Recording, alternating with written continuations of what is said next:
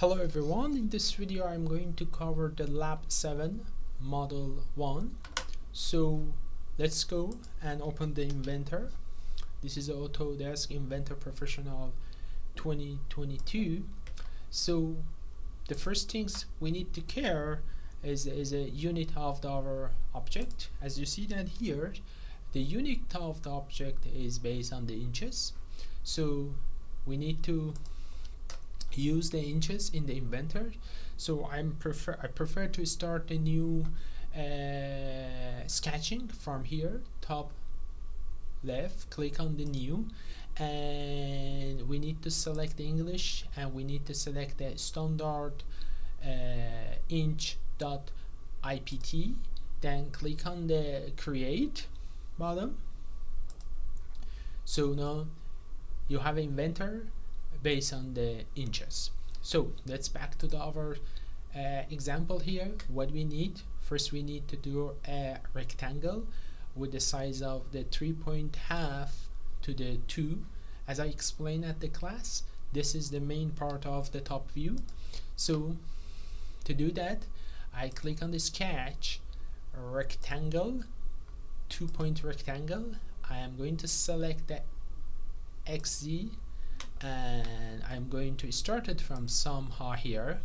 You can use a keyboard to add a dimension, or you can use a dimension. It's up to you guys. Okay, so right now I'm going to use the keyboard. This is 2, and the other one for me is 3.5. so now, as you see that I have a rectangle, home view, top view. So this is a 2, and I'm going to add a dimension for this line equal to the 3.5, right? This is my rectangle I need for this sketch. So personally, I prefer to put start it from the pivot point.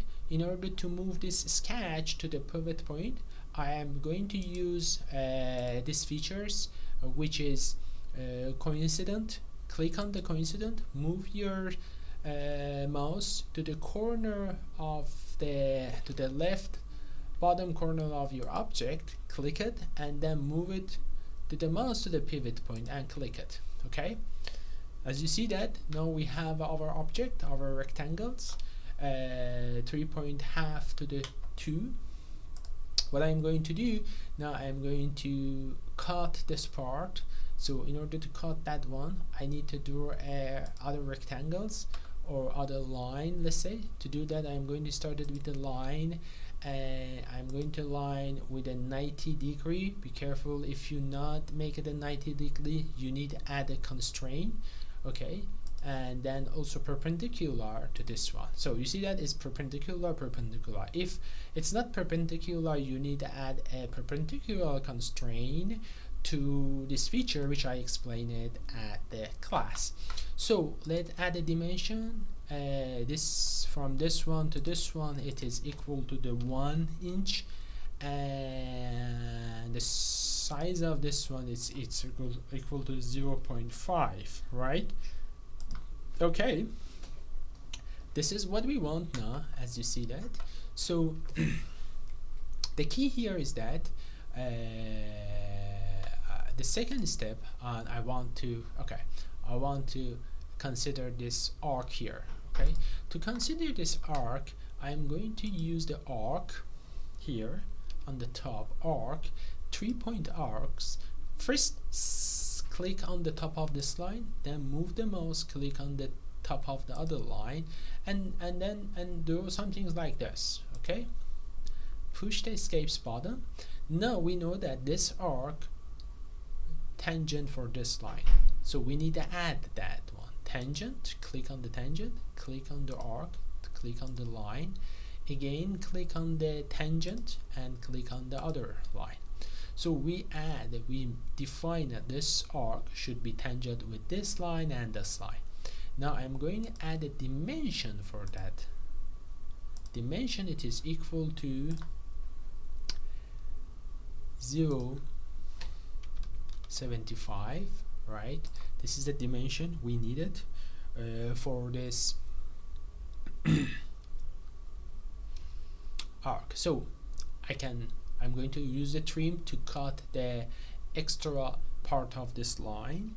To do that, here is a trim. Click the trim and just click on the extra part and click on the extra part. So as you see that something's changed in the dimension, and that changed because we add a dimension to this line, and we need to go to the dimension, remove it, this one, and again define that this distance from this distance equal to 3.5. okay, so what we want to do now, you can also trim this one and trim this one, or you can keep it. So good practice is that you need to trim it or you need to cut it, but consider that that's gonna affect for this dimension, okay, but I'm gonna to change it later. Okay, so now what we are going to do, we are going to remove this dimension first, then trim it. Okay, and now dimension from this one to this one, it's equal to 2.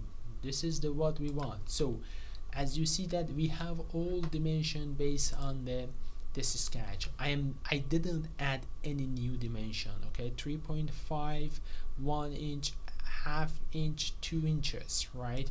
I didn't add anything. So what I need also, I need to add a circle from the same center. So I don't want to do from the center because I want to use these features. I have a circle here.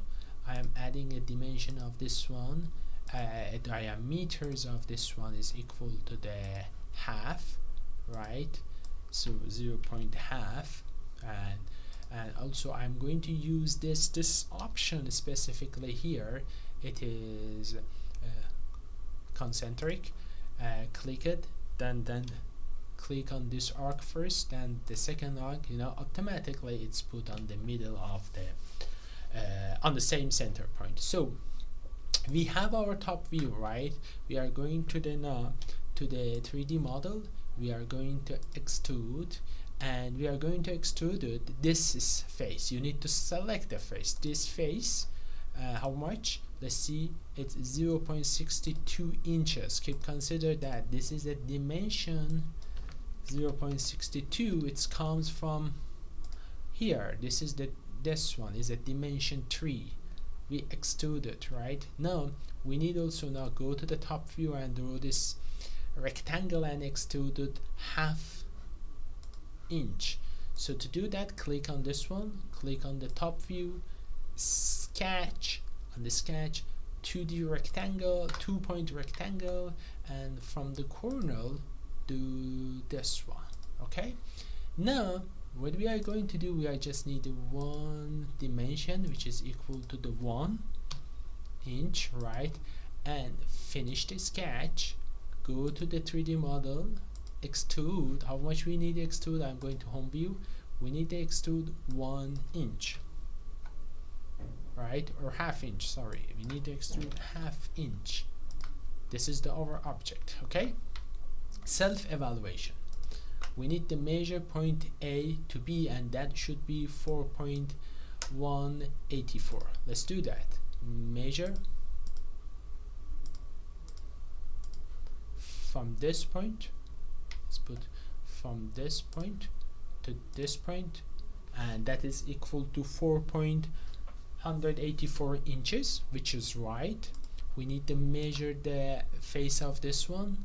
It is equal to 3.933 cubic inches, which is right, as well as we need to measure the full area. And to do that, you can go to the file, you can go to the eye properties, and you can go to the physical and update.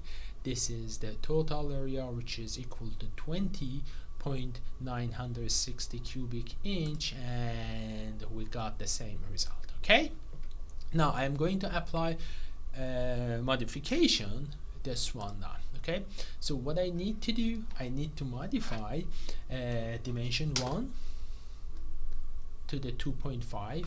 Where is the dimension 1? This is a dimension 1. You see that? So we need to modify our first rectangle. This is a dimension 1. Back to here. In order to have access to the first sketch, you need to go to the extrusion 1, right click, click on the edit sketch. So this is the dimension 1. We need to change that dimension 1 to the 2.5. So 2.5 is a new dimension, right? The second dimension we need change to the 1. Where's the second dimension here? The second dimension, as you see, that the radius of our arc, and that should be equal to 1. So we are going to double click on this one and change it to the 1, right? And the third dimension we need to change, which is the extrusion, right? First extrusion, it should be 1.25. so let's finish this one. Let's go to the first extrusion 1, right click, edit feature, change it 0.62 to the 1. Is that 1? Let me go, sorry, 1.25, change it to the 1.25 inches. Okay, now the last dimension we need change is dimension 4 to the 4, which is this one. Again, we need to go to the sketch. How we can activate it? Right click on the extrusion 1, sketch, and change it 3.5 to the 4. Okay, this is now our new sketch based on the dimensions, right? So now you can measure it again, point A to B, surface, and the whole area of this sketch. So for accurate, you need to now change it the same. You need to do exactly the same thing. Dimension 1 to the 1.75. So let me also evaluate it from here to here. It should be 5.31 inches, right? 5.31 inches. The surface, this surface should be 6.089 cubic inches, 6.89 cubic inches, and the total face area should be 36.855 cubic inches. Let's calculate. Let's measure also that one. 36.8. You see that this value is exactly the same as the value we have on the homework. What you need to do, you need now change it the dimension 1 to the 1.7, dimension 2 to the 0.87, dimension 3 to the 0.25 inches, and dimension 4 to the 3.75. You need to measure the distance between the A to B. You need to measure this surface area, and you need to measure total face area, and submitted your answer to the lab 7 quiz A. Thank you.